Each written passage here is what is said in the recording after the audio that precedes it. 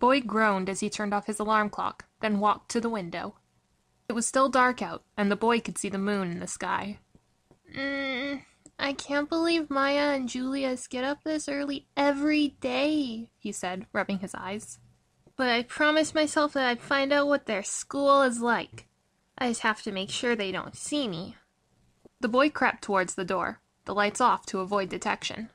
However, misjudging the distance to the door, he walked right into it. The resounding crash brought his uncle running. As he clicked the light on, he saw his nephew lying on the floor, holding his head. "What's wrong?" he asked. The boy began to sob. "I hit my head," he cried. "Silly child," his uncle said. "Come here. Why don't you join your cousins for breakfast?" The boy seated himself at the table while his uncle brought out breakfast. "Ta-da!" he said, laying the plates out with a flourish. "Just like Oka-san always makes. In fact, just call me Ka-chan." "Just because you're wearing an apron doesn't mean we'll call you Ka-chan," Julius said. "You're not our mother." "Really?" he sighed. "I bet your father would be so proud of you if he saw you right now. If I recall correctly, he had a slightly different plan for you. He would have made a way cooler father." His father laughed. "Maybe so," he said. "But instead, I ended up marrying your mother and starting my own company." The boy looked up at his uncle. "What do you do at your company, Stephen Oji-chan?" he asked. "Oh, you know, I meet some people, make some business deals, and head to my company office to, meet people and, well, work. Nothing too spectacular," he said. "Anyways, I have to get to work. You kids be good at school." The boy waited until everyone had left, then grabbed his tricycle and followed his cousins, making sure to keep as small as possible to avoid detection.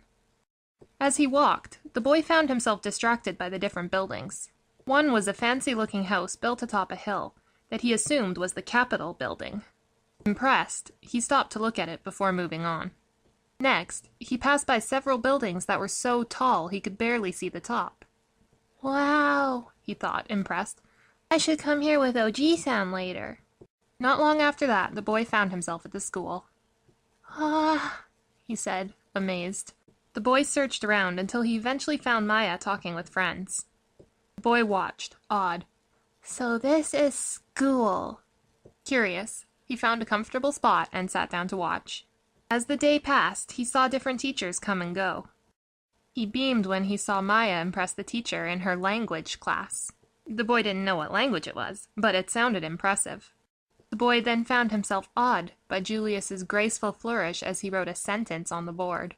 The boy was enjoying watching his cousins, and before he knew it, the bell rang to signal the end of the school day. "I have to get home quickly before they notice I'm gone," he thought. Nervous, he hopped on his trike and pedaled as quickly as he could, determined to return home before his cousins. "Made it!" he cried as he rolled up the driveway, then quickly hit his trike and entered the house. He was exhausted by the time he made it inside, but he was the first one back.